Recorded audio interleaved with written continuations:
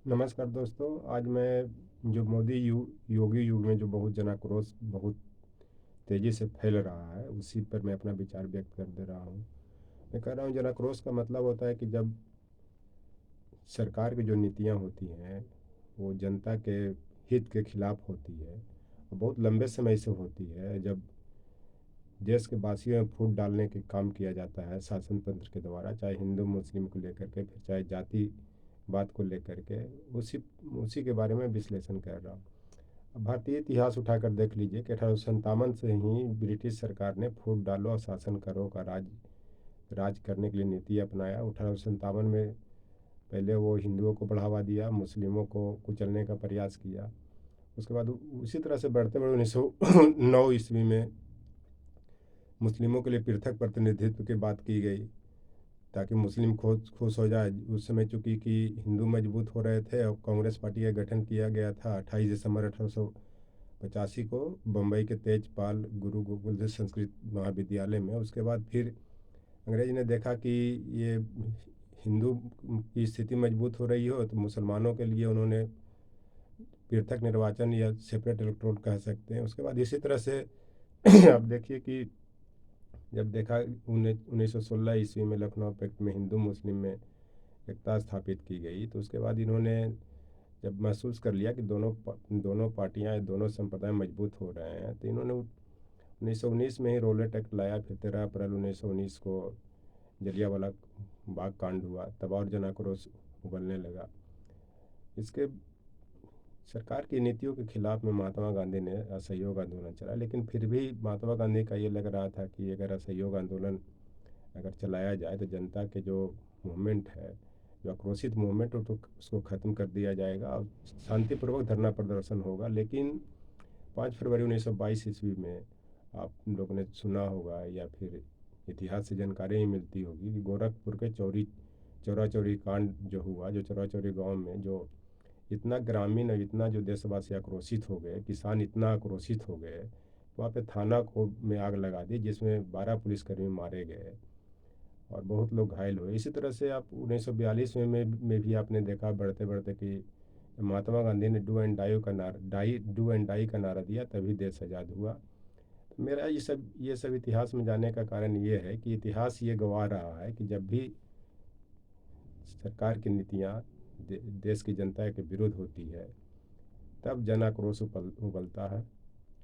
तो इसी तरह से आप देख सकते हैं कि अभी जो मोदी जी ने जो 8 नवंबर जो 2016 को जो नोटबंदी किया, उसके बाद जीएसटी इतना हार्ड रहा, उसके बाद लॉकडाउन रहा, इससे जनता व्याकुल हो गई और तो जन आक्रोश का आना उचित है।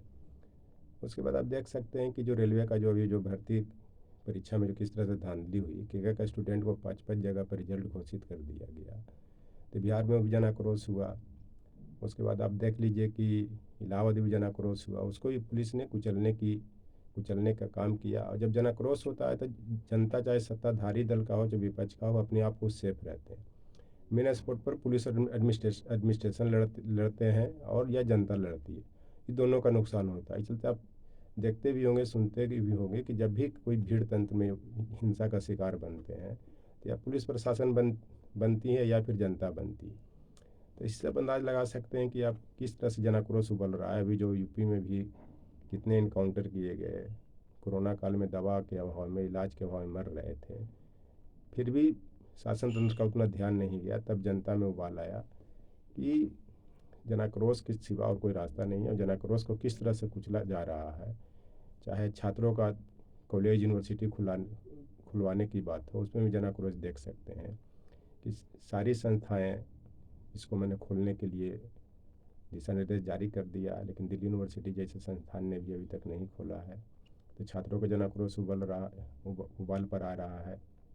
इसके लिए ड्यू प्रशासन को चाहिए कि 7 दिन या 15 दिन का नोटिस निकाला जाए कि इतने दिन में कॉलेज कैंपस खोल दिए जाएंगे।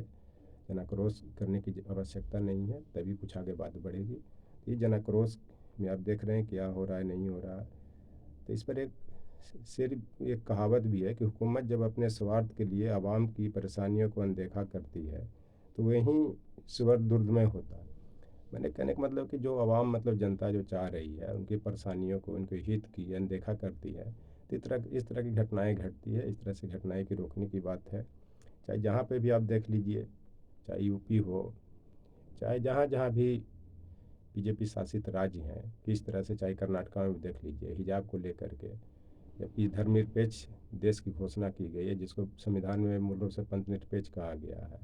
तो विचार करने की ज़रूरत है कि क्यों जन आक्रोश का उबाल आ रहा है। इसमें माननीय प्रधानमंत्री जी को भी, या जो भी इस तरह के जो गृह मंत्री अमित शाह जी हैं, इन पर हस्तक्षेप करने की ज़रूरत है। क्योंकि इस तरह से पूरे देश में जन आक्रोश आएगा, संविधान के विरुद्ध काम किया जाएगा, तो देश की स्थिति बहुत ख़राब होगी, अशांति फैलेगी, सब लोग डरे रहेंगे, देश का विकास अवरुद्ध होगा। क्योंकि जब जब भी देश में हिंसा हुई है, चाहे अशांति फैली, चाहे किसी भी देश में हो, संवैधानिक तंत्र के द्वारा शासन नहीं चलती है, तो वहाँ पे विकास भी अवरुद्ध होता है। जैसे आप पश्चिमी एशिया में देख लीजिए, सीरिया में देख लीजिए, लिबिया में देख लीजिए, अफगानिस्तान में देख लीजिए, इस तरह की जो घटनाएं घटी हैं जो नाकरोश के कारण, वहाँ के अर्थव्यवस्था लेकर पूरा देश का स्थिति अस्त व्यस्त हो गया, सब परेशान हो गया। और सबकी परेशानियों के कारण पूरा देश तबाह हो गया है। तो इस तरह से इस घटनाएं नहीं हो देश में। तो मतलब गालिब का भी एक शेर था, तेरे वादे पे जिए हम तो ये जान झूठ जाना, कि खुशी से मर न जाते घर एतवार होता। मेरा कहने का मतलब कि प्रधानमंत्री जी जो 7 साल से जो 7 साल से जो शासन कर रहे हैं, इतने वादे किए कि सबके अकाउंट में 16 लाख रुपया जाएगा, फिर बोल रहे कि हर गरीब लखपति बन जाएंगे, हवाई चप्पल वाले हवाई जहाज़ में घूमेंगे।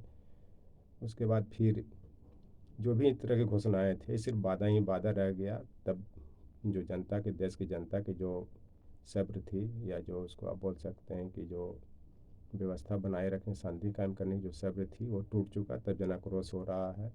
और इस जन आक्रोश को कैसे नियंत्रित किया जाए, इस पर ध्यान देने की ज़रूरत है। और जो भी संविधान सम्मत या विधान सम्मत या देश हित सम्मत जो भी काम हो, इनको करने की ज़रूरत है, ताकि इस तरह की परेशानियां नहीं हो और सबके साथ समानता का व्यवहार किया जाए। जो संविधान का जो आर्टिकल 14 से 18 तक में बात की गई है, उसकी उपेक्षा नहीं की जाए। देश में शांति अमन कायम करने की ज़रूरत है।